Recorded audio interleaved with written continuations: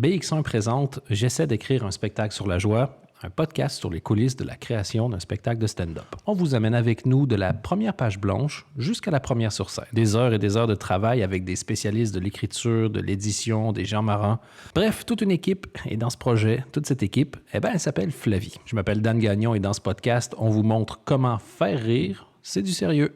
Merci d'être avec nous. Ceci est l'épisode numéro 7 et le thème est la démocratie.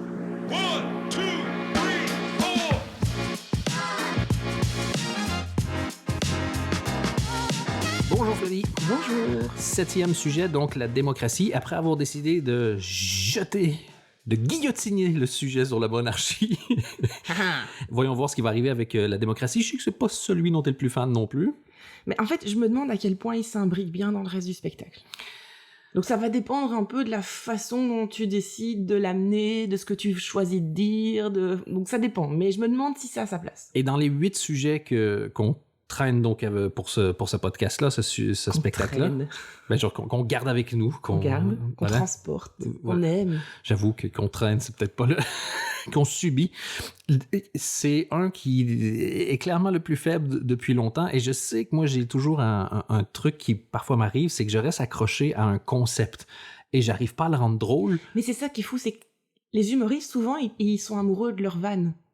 Toi, t'es jamais amoureux d'une vanne, t'es toujours amoureux d'un concept, d'une idée. Ben, c'est toujours, si l'idée me semble fascinante, ben, je vais chercher de manière de la rendre drôle. Mm-hmm. Mais si une vanne est drôle, on s'en fout. Être drôle, ça va être drôle demain. Pour moi, drôle, c'est pas là le défi. C'est intéressant, original, créatif, percutant. Pour moi, être drôle, c'est comme être patient. Vraiment, c'est genre le truc qui va arriver éventuellement. Si tu fais rien. Ouais, en gros, quoi. Mais non, mais genre, si t'attends... Dans combien de minutes ça va durer? C'est juste ça. C'est du travail à la chaîne. Mais donc, l'idée originale, pour moi, c'est ça, le petit ampoule qui apparaît au-dessus de ton cerveau. C'est ça qui est super chouette, quoi. Ouais. Et j'ai eu ça, tu te souviens, ça fait 10 ans que je traîne le concept de un parent moustique qui essaie d'expliquer à son enfant comment il doit se nourrir. Pas le moustique. Mais je trouve ça incroyable parce que nous, si on explique aux enfants comment manger, c'est tu ouvres la porte du frigo, tu mets quelque chose dans ta bouche, tu vois. Mm-hmm. Et c'est assez simple. Ouais. Mais un moustique, tu dois dire comme, bon, OK, le frigo, c'est Jean-Pierre qui fait 2 mètres là-bas. Tu dois le piquer. Il va s'en rendre compte. Il va pas aimer ça. Dire, mais j'ai une carapace. Non, t'es fragile comme la vie. Est-ce que je peux arriver en mode fufu? Non, tu fais un bzzz. Vraiment ennuyant en plus, le bzzz. Exactement. Est-ce qu'ils trouvent ça chouette quand je les pique? Non, puis ils ont des conséquences. Puis te tuer, c'est genre tellement chouette que on en fait des pubs en disant... Puis des fois, en les piquant, tu leur transmets des maladies. Donc, ils te poursuivent pour essayer d'exterminer toute ton espèce. Voilà. Et je trouve que cette conversation-là est une conversation plus dure que n'importe quelle conversation que tu vas pouvoir avoir avec tes enfants. Et que le fait que les moustiques continuent et qu'il n'y ait pas juste dit comme, bon, collectivement, on abandonne, me fascine. On va se trouver un autre moyen de bouffer. Oui, comme les koalas qui mangent que de l'eucalyptus, qui est très pauvre en plein de trucs. Et d'un seul arbre. C'est les koalas ou c'est les paresseux qui... Les koalas.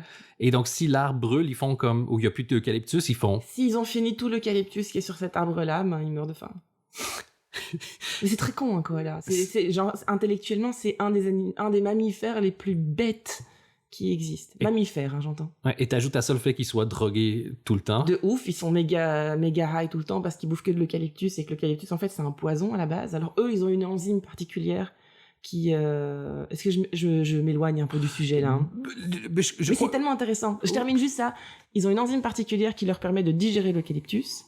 Mais il y a un gros problème chez les koalas, c'est qu'il y a des énormes épidémies de syphilis qu'on pourrait vacciner. Le problème, c'est que le vaccin, il désactive l'enzyme qui leur permet de digérer l'eucalyptus. Et donc, l'eucalyptus, qui est leur seule nourriture, redevient un poison pour eux si on leur fait le vaccin. Donc, en gros, c'est compliqué. Et il y a aussi un truc avec les koalas que moi, j'aimerais dire publiquement. C'est pas mignon. Oh si, c'est mignon. Tu rigoles ou quoi? C'est adorable. On dirait un nounours avec son gros nez, là, comme ça, tout aplati. Sérieux? Moi, je trouve que... En même temps, tu trouves les ratons laveurs mignons, toi. Les ratons laveurs, il n'y a rien de plus adorable. Mais le koala, si tu devais dessiner ce qu'est la syphilis, c'est justement un koala. C'est un truc qui s'accroche à toi. Non, mais la syphilis, c'est vraiment terrible, parce qu'en plus, ça s'attaque à ton visage. Et en fait, notamment, ça fait tomber ton nez, ça nécrose ton nez. Et donc, c'est incachable.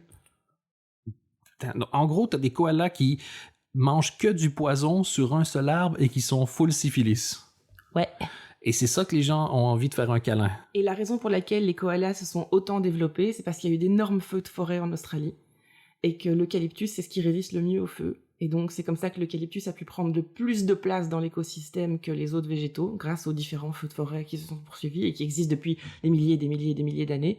Et donc, c'est comme ça que l'eucalyptus s'est répandu, c'est comme ça que les koalas ont pu générer autant de population. Alors que, honnêtement, de tous les animaux australiens, est-ce qu'il y en a un qui a l'air plus inflammable que le koala?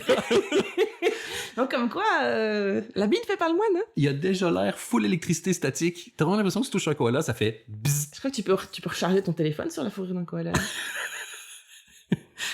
On s'éloigne.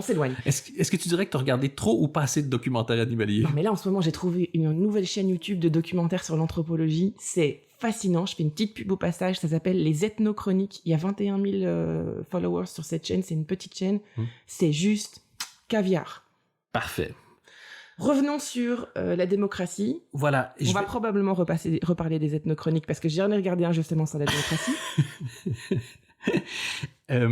Sur la démocratie, avant de commencer, je sais que donc t'es pas super fan, il y a une vanne qui me fait fort rire. Je veux aller tester juste celle-là.